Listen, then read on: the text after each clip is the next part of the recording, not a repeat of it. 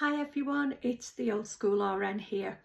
I just want to talk about some themes, 4 of them in fact. I want to try and keep this video quite short because I've realised they are a bit long at times, that are all around one subject, and that overarching subject is mental health. Mental health of anybody working in a service. Mental health in general, but mainly to do with the NHS, social work, police work, paramedics, fire officers, whatever. It's around providing service. And particularly the last 10 years, it's always happened that this kind of bullying and mobbing and segregation and lack of career progression to people who speak out. But it's really taking off at the moment. And my idea behind this is proper, good staff are being pushed out of the NHS. That's the only thing I can think of. It's to reduce staff numbers. But that's just my opinion. What's worrying is the number of nurses, midwives, paramedics, social workers who are being actively bullied, although it's against the law, and following the Francis report, which was out when, 2009, 2010, after the Stafford Hospital inquiry, that whistleblowers will be protected. Oh yeah, they're being protected because it's a legal issue and they have to be.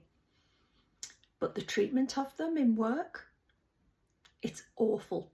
HR, trust managers, and their ilk are actively tormenting, making comments, grabbing, touching at people, grabbing their arms, saying inappropriate things such as whistleblowers have a tendency to disappear, or one I heard as the first party was whistleblowers' careers tend to come to a standstill.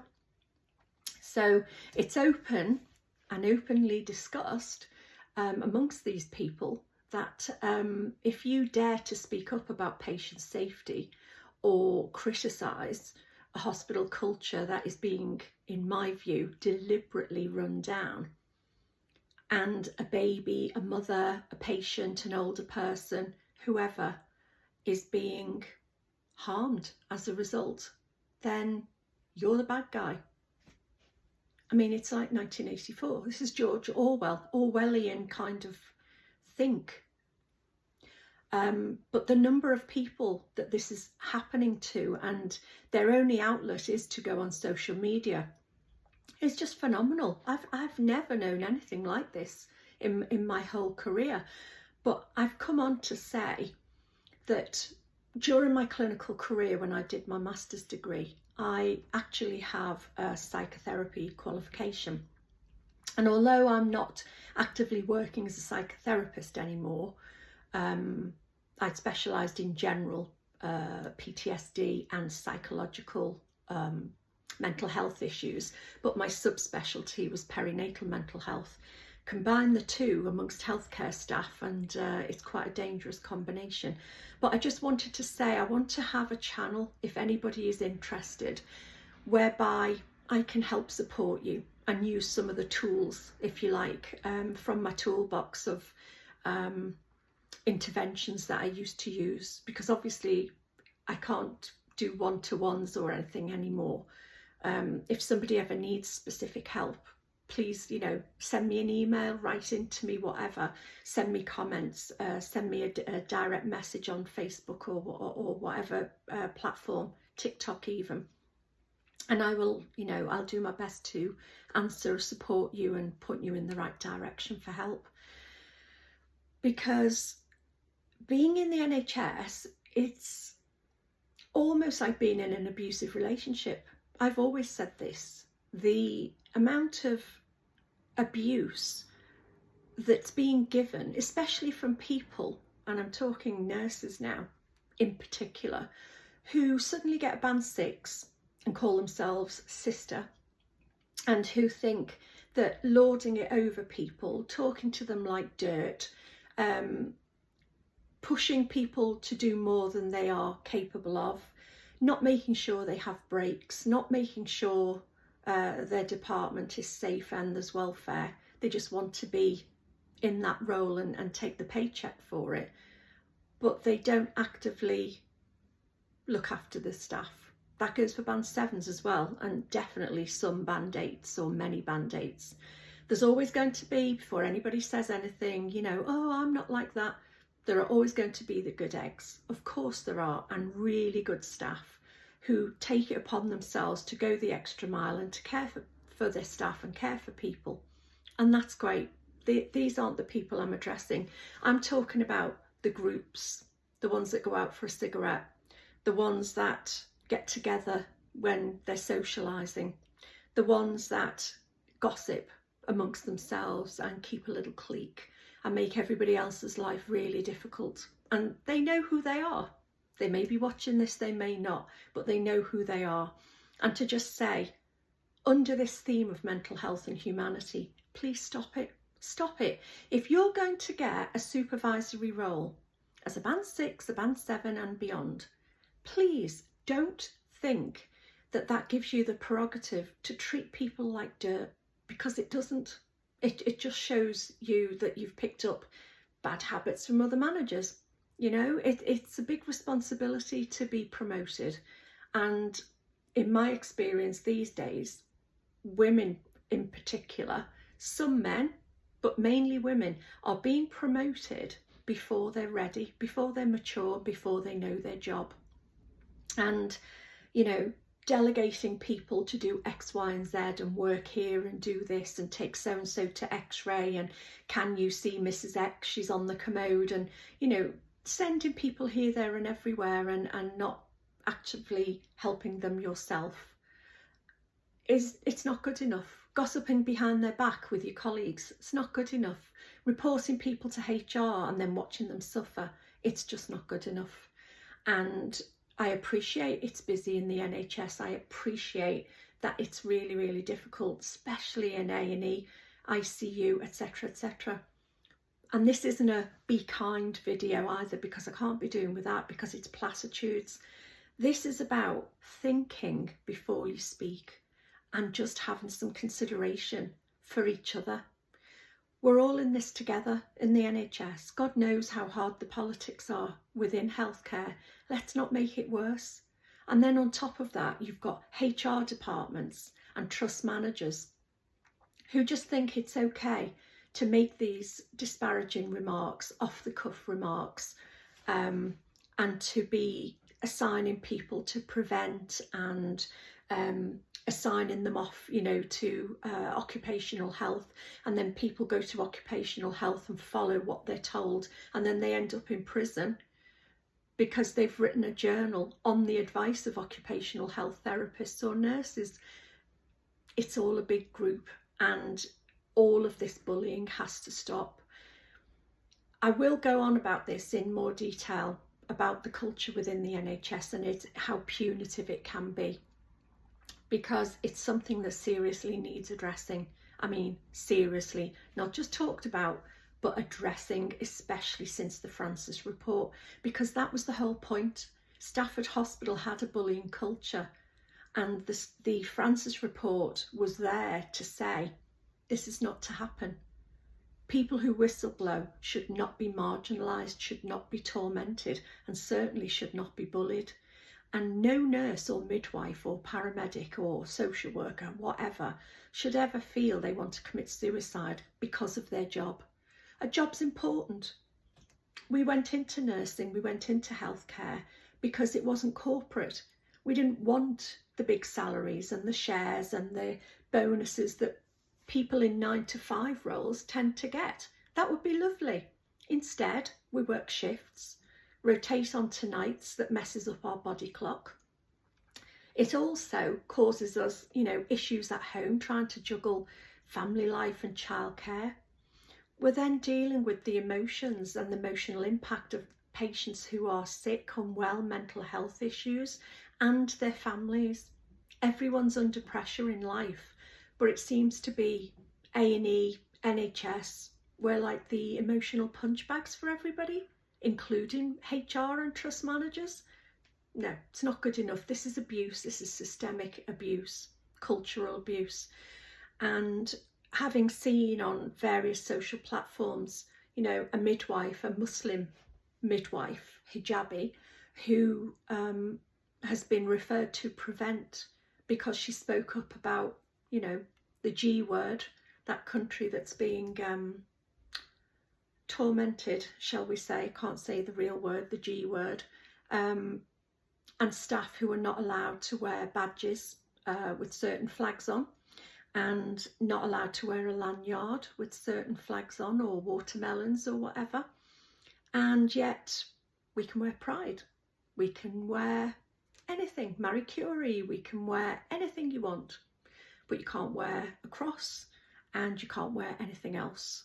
So it's picking and choosing who can do what, and then be reported to Prevent because you've refused to take it off and you've whistleblown about bad standards in a birthing unit or delivery suite. I mean, crazy.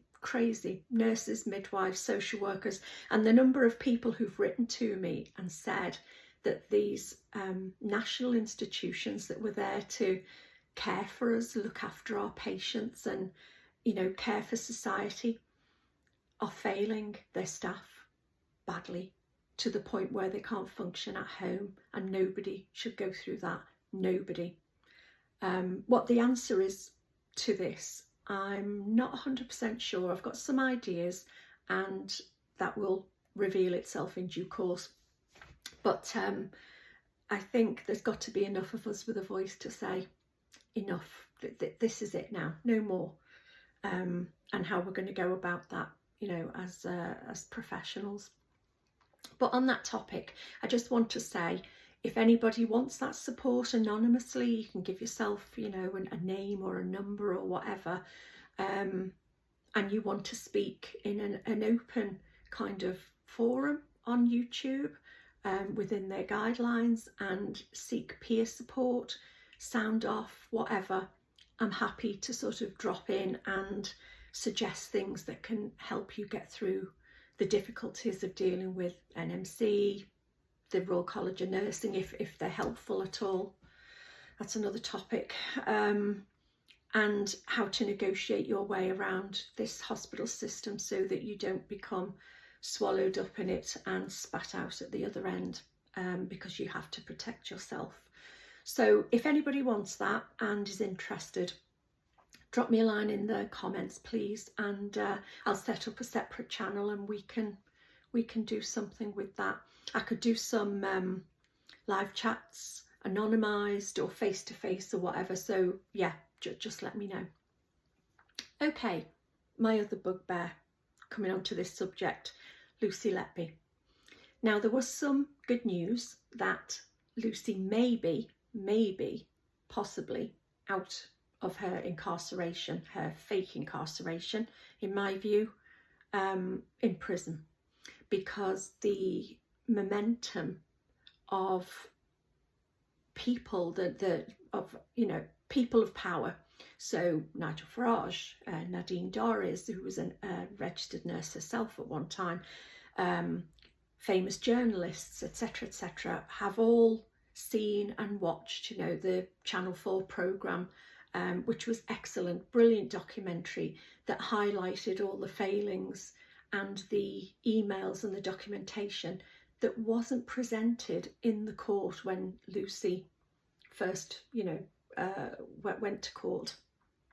Now, there are still the haters out there. I've seen their comments saying this woman's guilty, blah, blah, blah.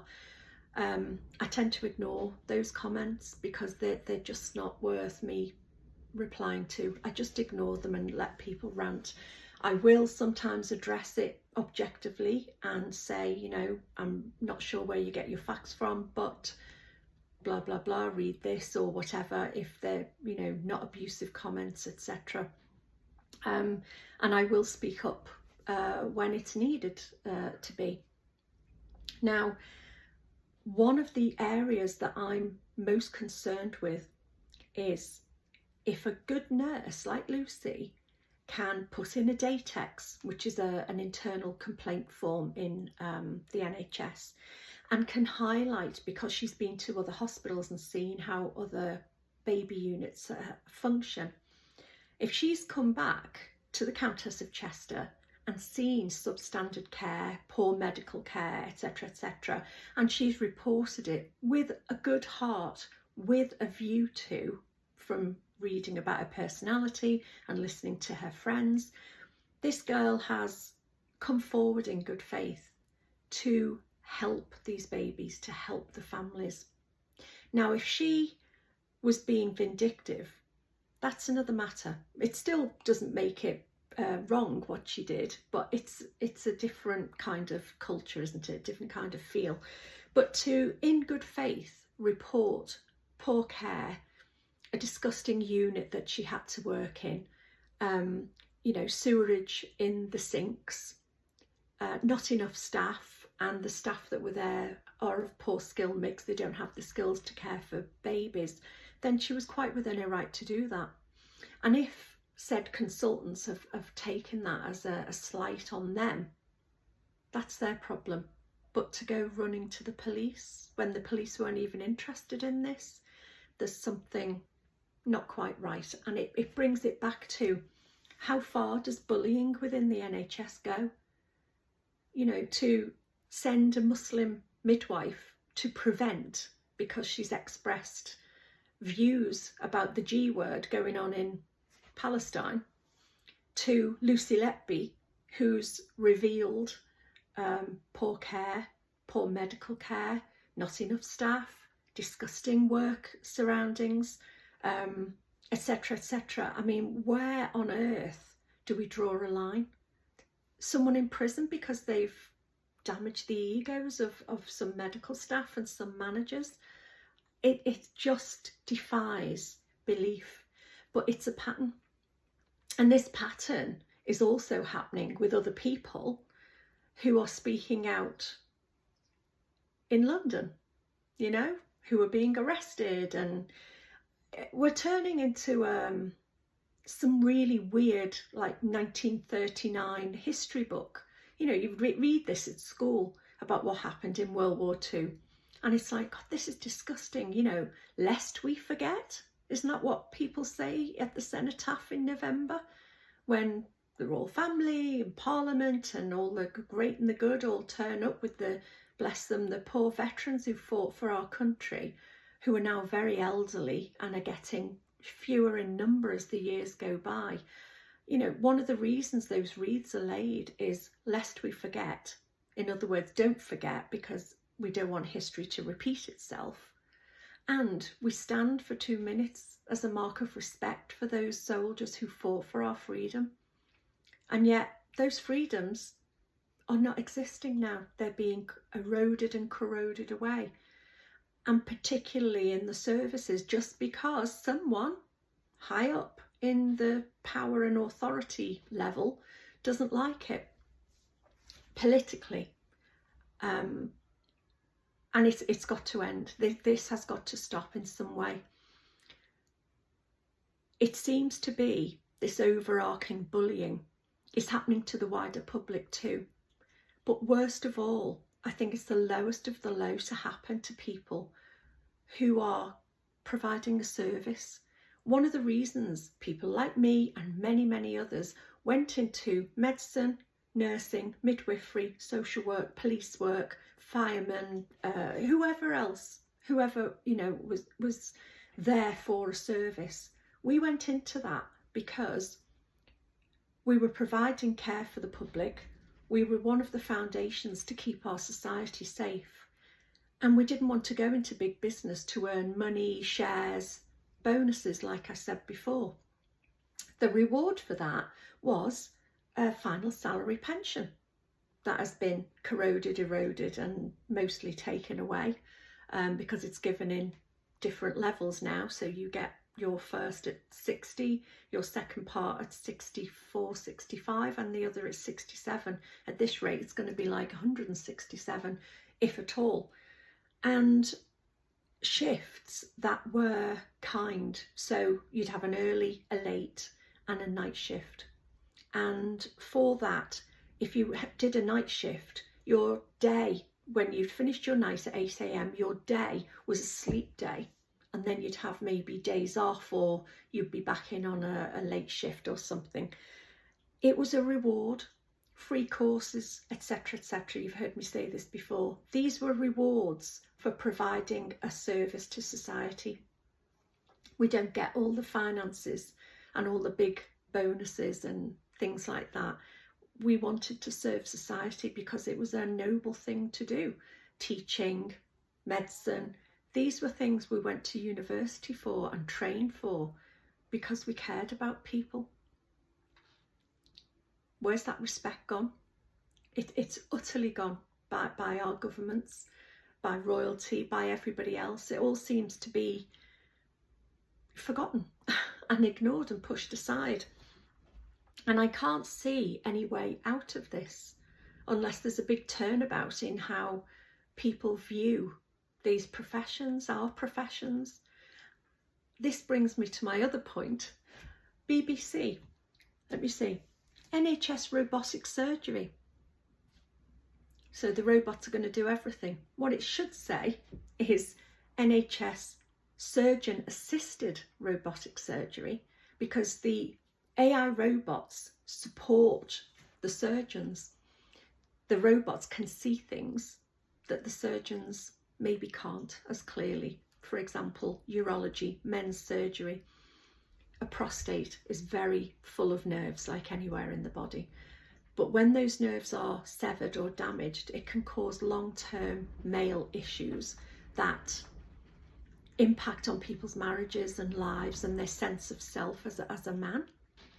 So a robot is more selective on how it picks up those nerves and helps the surgeon to operate and maybe save some of them, if not all. So the robot is an adjunct. It's not to replace the surgeon, it's an adjunct. And for the mainstream media and the BBC to say, oh, robotic surgery, the NHS, we're not going to need as many staff is ludicrous. Because, you know, does the robot then get you off the operating table? Does it put your drip up? Does it look after you? Does it help you go to the toilet? Does it put a catheter in? Does it take it out? Does it provide pain relief? You know, maybe in the future, who knows? But for the moment, it's not going to be the be all and end all. We still need people on the ground. And to think, you know, from whoever's written that perspective that we're going to need less staff because of AI. No, no way. No, not unless you want to take the humanity out of society and out of each other. And this again comes back to this overarching point, doesn't it? Our mental health, our emotional welfare, our psychological welfare, the care of each other as a society is dependent upon how we are with each other and the services that we provide as a society.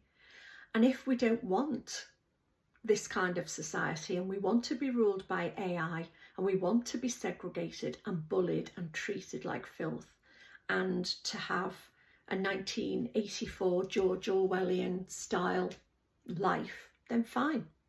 AI will be perfect, you know, faceless kind of robot that's been programmed to respond and have expressions and do X, Y, Z, then fine. Sounds horrendous to me. Not my kind of thing. I hope I'm not around to see it.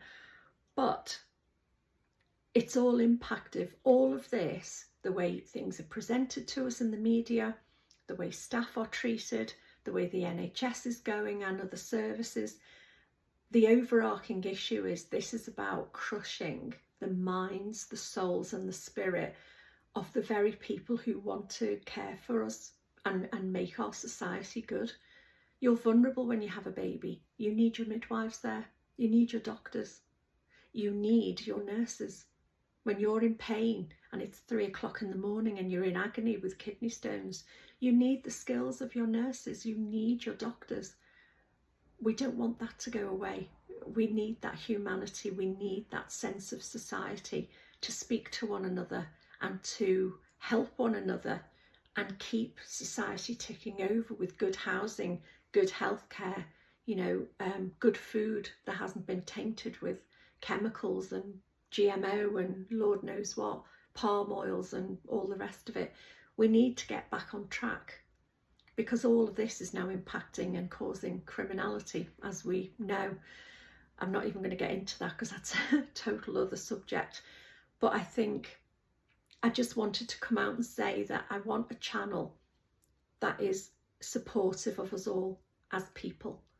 And I know I've seen other YouTubers mention very similar themes within their speciality in their YouTubes.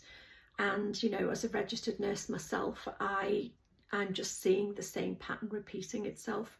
And I'd like to go some way to help, you know, my colleagues in the health service, the police service, the social worker service, fire, paramedics, etc. You know, we're all in this together, and we need to do something and push back against this consistent bullying and horror, because this is impacting on real lives of good people who've gone into a role to help others. So we've got to help them, and we've got to support each other, and we have to help ourselves. So let me do that and suggest some things to help you get by on a day-to-day basis. I'd be very glad to.